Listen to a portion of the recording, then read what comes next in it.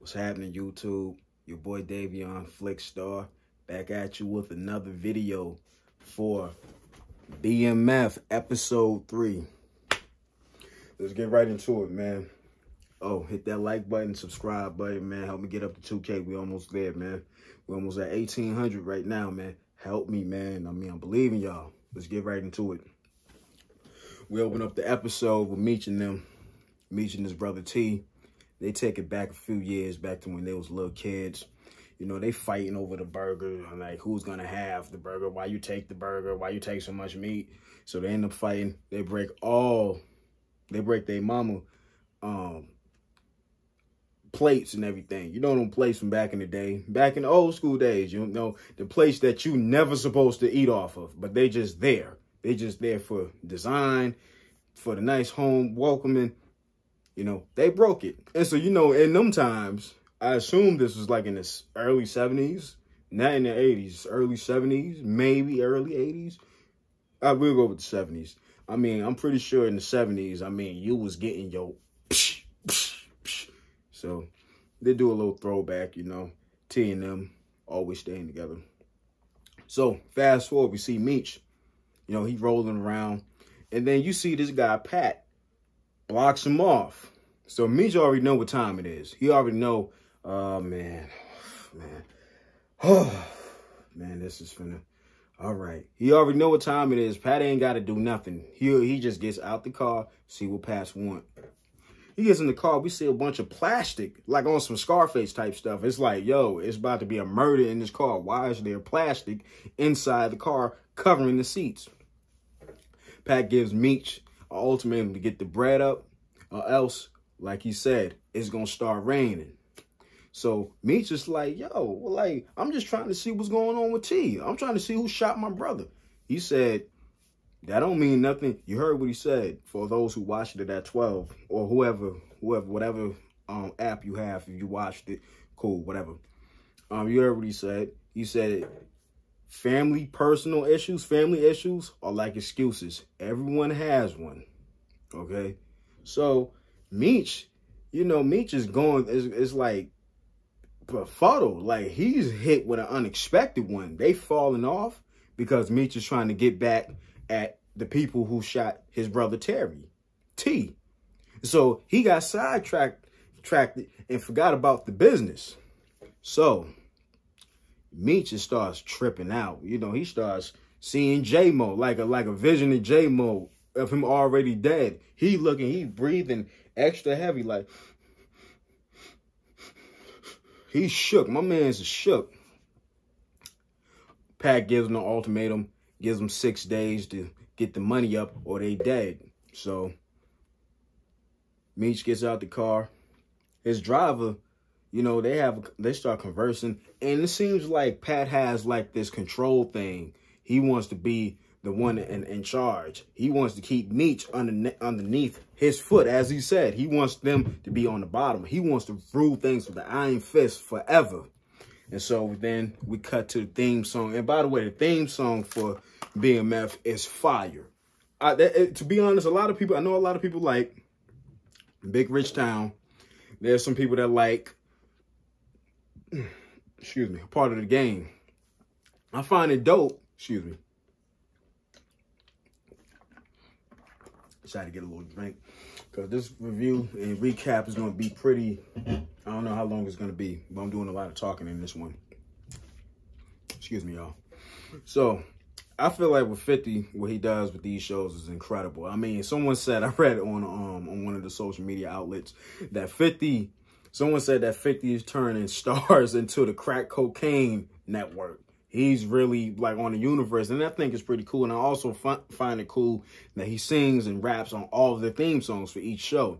So that just goes to me to just wonder what the Tommy theme song is going to be like. I mean, I have a feeling it's going to be fire. I know people love Big Rich Town, but this one, I feel like this one is like the one, at least to me.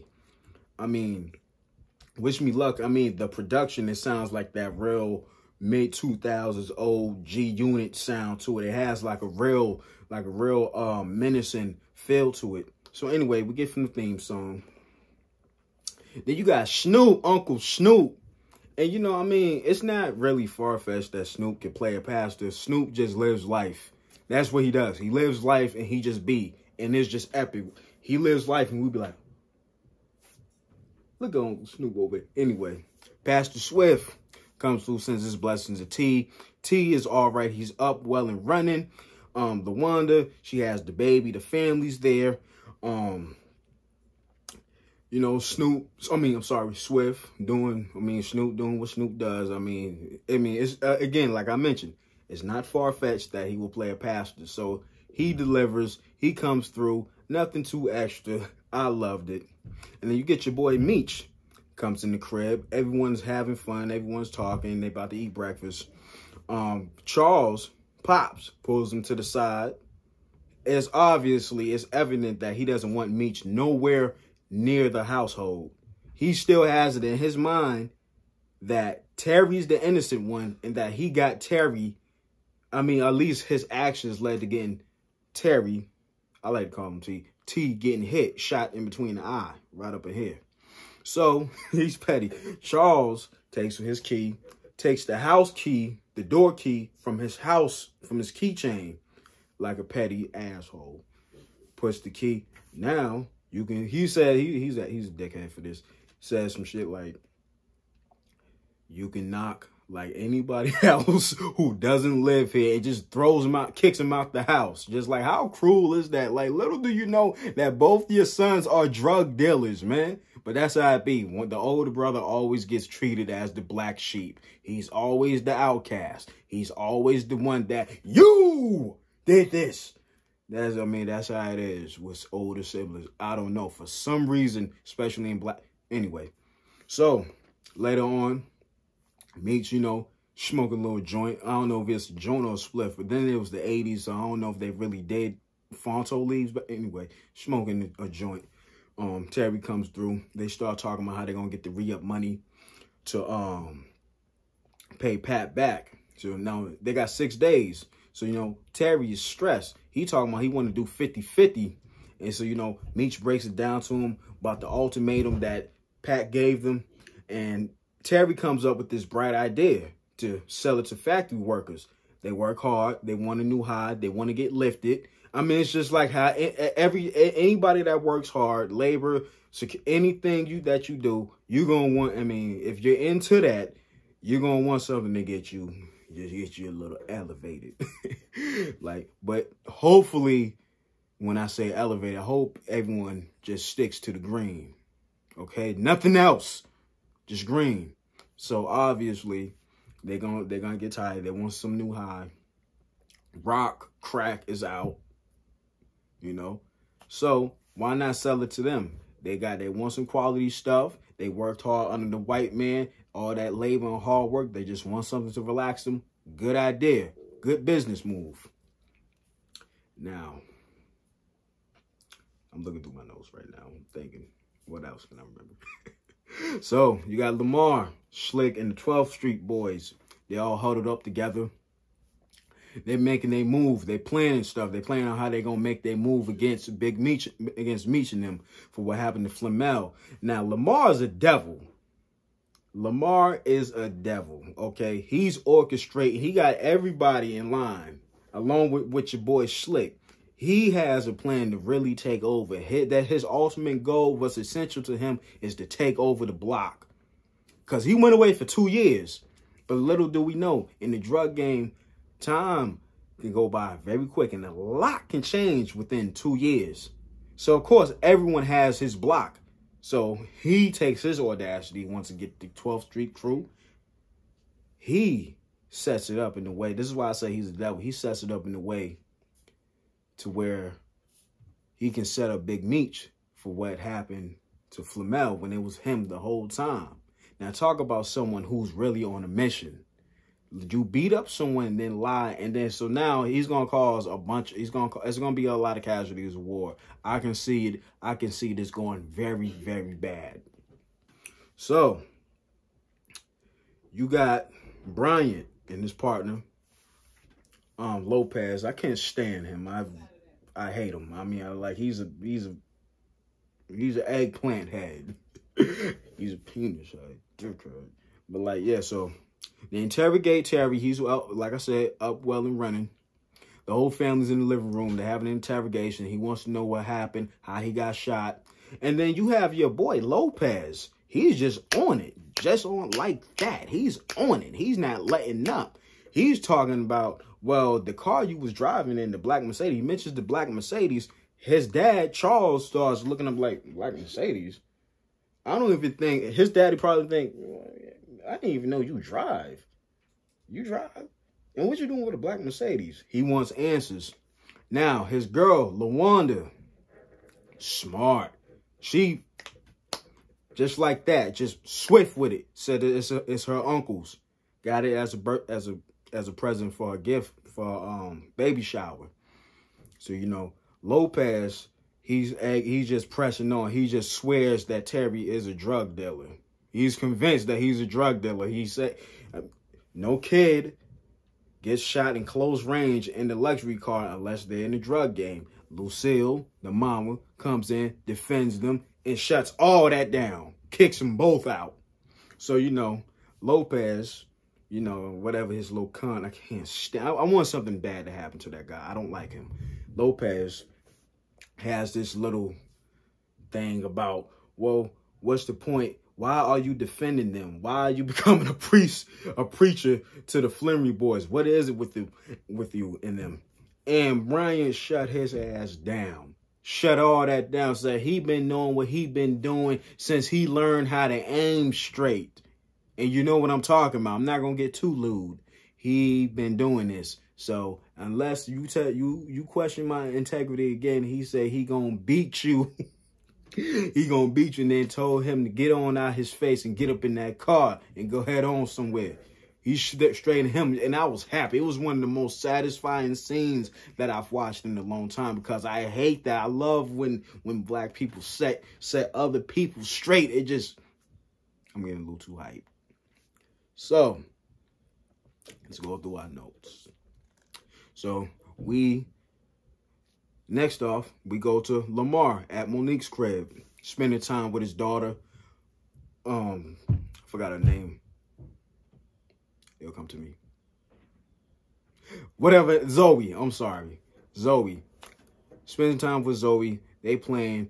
Now, note from the 2 episodes prior that Zoe is not Lamar's dad, but he misses Monique so much he's willing to be a father figure to Zoe. He wants to be a family man to Monique. He loves Monique still. He's mad that well, I wouldn't say that he's mad, but yeah, he's mad. He's mad that she's been sleeping around with this little young dude, but he loves her so much that he's willing to let bygones be bygones. So Monique with Cash Doll, her fine. I mean, did you see how that dress was hugging Cash Doll in the streets? Oh my God. I see how she got pregnant. I see why that nigga didn't pull out anyway. Monique comes in the living room, sends Zoe up to her room. They have a conversation. Quick convo. Mentions that if you're going to be here, you need to be here all the way. I can't have you going back to jail. You can't break her heart. And Lamar makes a promise, vows that he's not going to do anything stupid. But come on, I mean, we don't believe that. He's too busy trying to get his blocks back. So he's trying to have his cake and eat it too. Kate and Edith too. Not cake and eat it too. I know, I used to say this. I used to think you can't. I never made sense of that. Like you can't have your cake and eat it too. What does that mean? So we just make anyway. So he's trying to get his block back. He wants his shorty back. He just wants to be back. He just wants to be back. He just wants to set things how they were in the beginning 2 years prior after going to jail. He just wants it back to how he was running things. Wasn't no Meech coming out. He just wants to, he just wants to come back. So, B. Mickey and Kato, they ain't selling nothing. They by the factory, they outside, and this guy, this a-hole, try to get crazy and call her Yeah, that's messed up too. She didn't even look like a prostitute. He just assumed prostitute. You and your prostitute. I know what you look like. I know what your kind is doing. And people like them, like how prejudiced. So he loops around, gives him an ultimatum, says, if you're here, by the time I loop around, I'm calling the cops. So they sell nothing. And it makes sense. Because it looks hot, but you got to think about it. This is the 80s, no cameras, no surveillance. All you see is the naked eye. And now you need more than that. So Meech is pissed right now. Meech approaches them. They mad. They he's really mad. They can't sell nothing. Then he sees your boy David in the food truck. He sees all the workers lined up getting food from him. Goes over there, you know, spit a little game, you know. What's his name? Let's go through our notes. Fonzo. Approaches Fonzo, you know, starts speaking a little game, talking a little bit. You know, we'll go back to that scene because it's going to expand. And so, Bryant and his BAN partner, you know what I mean. Bryant and his partner, they back at the precinct. Lopez comes up with a foul on J-Mo. J-Mo, the one that Bryant brought to Meech to talk to. He has no idea that J-Mo is a goner. He's gone. He's dead.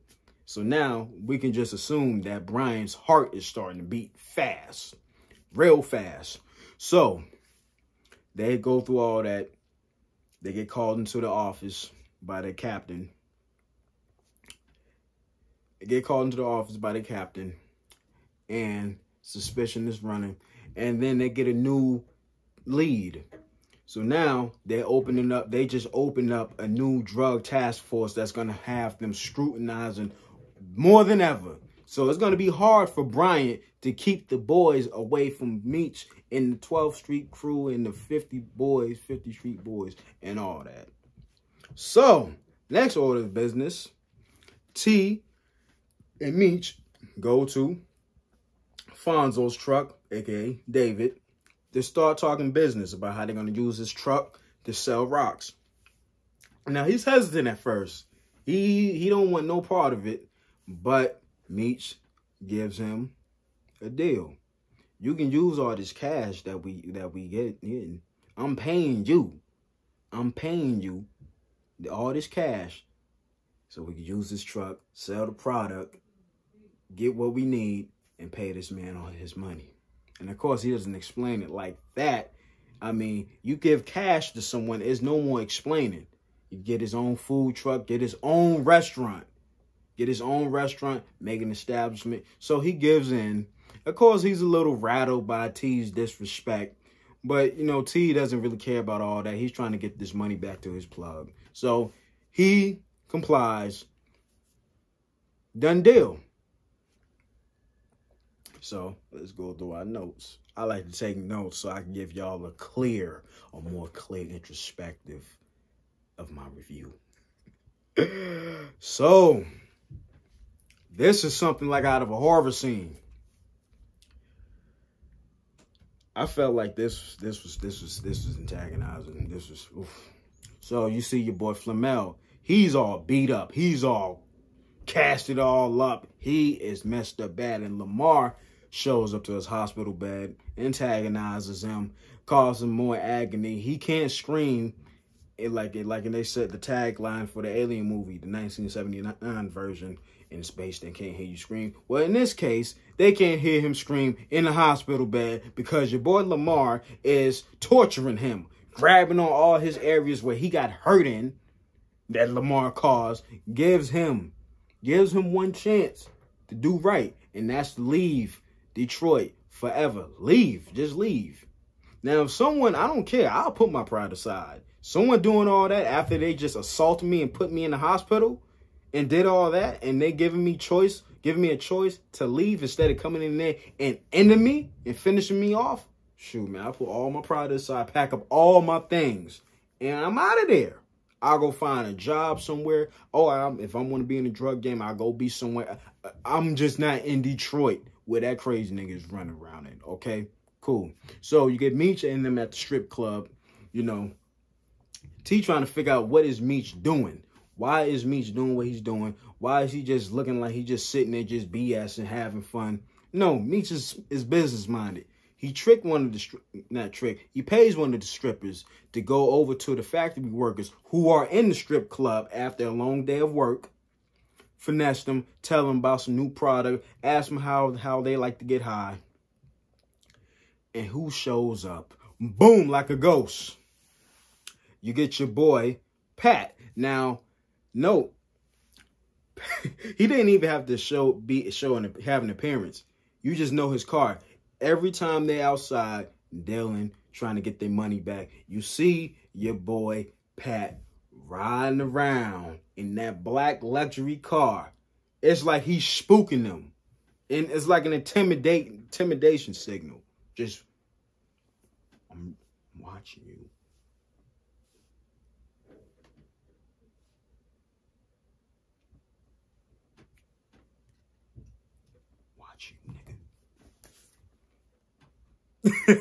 That's what, you know, it's basically what he's doing. Pat comes out the cut. And like, he's just really just unreasonable here. He sets the date up, pushes the date back, gives them 3 days instead.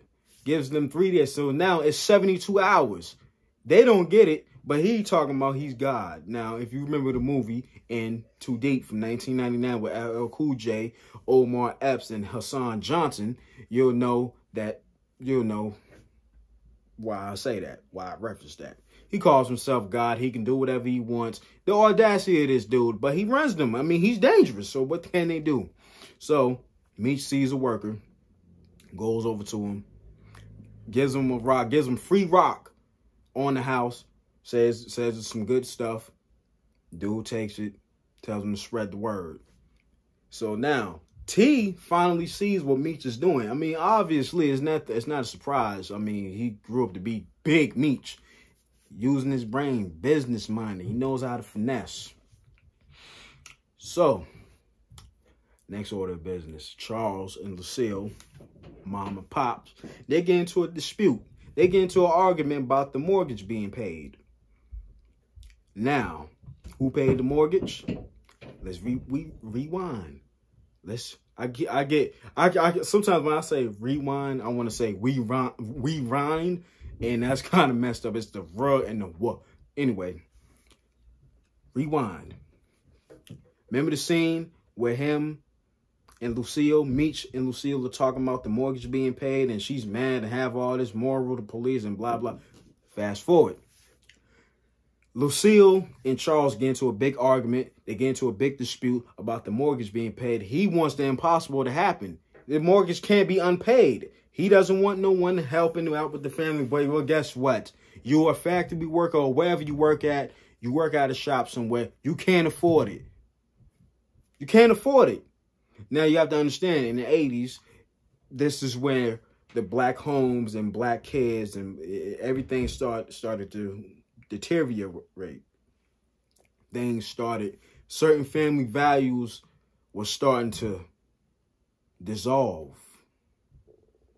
So you had them very few people who was born in the 50s, 40s, in between the 50s and the 40s, you know, in their late 30s, 40s, at that time, they still holding on to those family values. So anything like drug dealing, they're not going to want no parts of that. This is drug money. No, we don't want that. We'll just be homeless then. I'm not taking the devil's money. So that's how they looking at it, especially his mother. Now, his pops is more from like a logical standpoint, which is I understand, but he has to put his pride to the side. Y'all about to lose the house. So they get into a big argument. T comes down, tries to break it up. And at first, I thought there was going to be some abuse going on up in there, the way he was going on about it. Charles was. Charles talking about, I run this house. He starts ruling things with an iron fist. Starts, you know, raising his voice, talking about, you're going to do what I say. Lucille had to check that. She said, nah, you my husband. You not my daddy. I thought when he started doing this and I started hearing like the little tick with my hold on, y'all. I get a little dramatic sometimes. You know, when he started, I thought that was the belt buckle. I thought he's going to take the belt buckle off and start whooping. I'm like, yo. But it was the key. He takes his key off the keychain, throws it on the table, and leaves. Tells her, you want Meech up in here? You can have him coming in here as much as he pleases. I'm out of here. So, not only did you just abandon your family because of your drug dealing son, but you abandoned your family over some pride. That's what I'm talking about. Put the pride to the side. Forget all that. You know what time it is. This the 80s. This the crack epidemic. You know people, you know the jobs are being shipped. Ain't no opportunities. This is all we have at this time. I'm talking about for this time. 1980 something. Crazy. So, let's go through our notes. Meech is out. Oh. Meech is with Fonzo. I had to make sure I have my notes right. Meech is with Fonzo. They selling the product. Tells Fonzo to tell the workers to ask for the Stone Burger. They buy the Stone Burger, and when we say Stone Burger, it's some stones in there. So now that's money. That's money coming in. That's a lot of money. It's a lot of black folks that work in them companies, in them labor jobs. So Meech, you know, he walking around. He's seeing everything for what it is. He gets into it with, you know, a little light, you know, how brothers argue. Get into a little mini argument. Not even a mini argument. He just gets in, be Mickey's face, keep your head in the game. Kato comes her nose yourself in there and wants to know what's going on. She wants to know, is the crew breaking up? And, you know, he had to shut that down. Like, no, we fight. Brothers do it. Just leave it. Meech just catches one of his dealers selling to white folks. Now, white folks at that time in Detroit is predominantly black. So if you're selling to white folks, selling drugs to white folks, they're going to bring all kinds of unnecessary, unwanted attention. They're going to make it hot. So he couldn't have that. So Meech, you know, he sees everyone, you know, doing their transactions. He puts up his rollie up for sale. See, again, using his brain. Everyone wants a rollie. Who doesn't want a rollie? Especially in the 80s. When they were first coming out, who doesn't want a rollie? Puts his rollie up. If y'all can get this product sell, whoever sells the most product within 48 hours, I'll give you the rollie. Again, like I mentioned, they love the rollies. The rollies, to this day, is popular. Who doesn't want a rollie? So it gets them to step their game up, put the pedal to the metal, and then the money comes quicker from Meech, and they won't have to get a bullet in the back of their heads. See how that works? So after all that, again, Pat creeping on by. Then you get your boy Brian pulls up, asks about J-Mo. They don't know what's going on. He lays on them that Meech are being tracked. He wants them to know that he may not be able to cover for them the way that he used to, and that it's going to get real hot out here in these streets. So now, Meech meets with Pat, gives him his re-up money, and, you know, I don't know, just looking at Meech's face, he looks at Pat, and you can tell that Meech is finna take a leap, meaning that, man, this dude, because the reason is Pat's over here getting high. He's smoking his brain cells off. He's sniffing the coke, sniffing his own product. He acting all erratic. And that gives, I think it gives Meech an idea in his head that, oh, yeah, I can take over. Because, see, he going to mess around and OD, and then I'm being charged.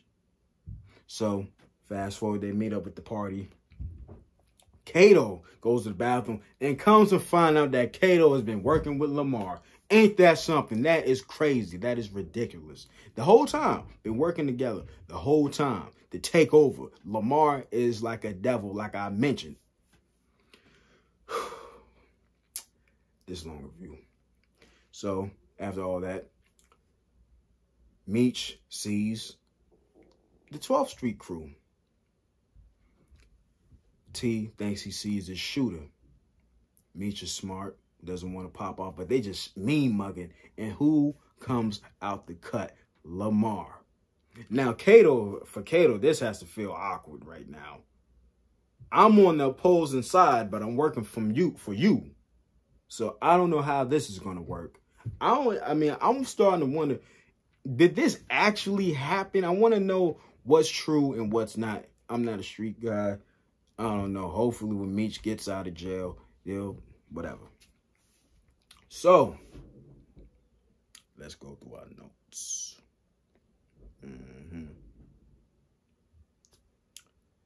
Yeah, that's about it. That is about it.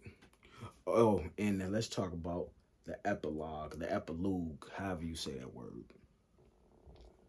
Meech shows up to the crib, Monique's crib. They want to talk about Lamar. And then again, boom, it's Lamar again.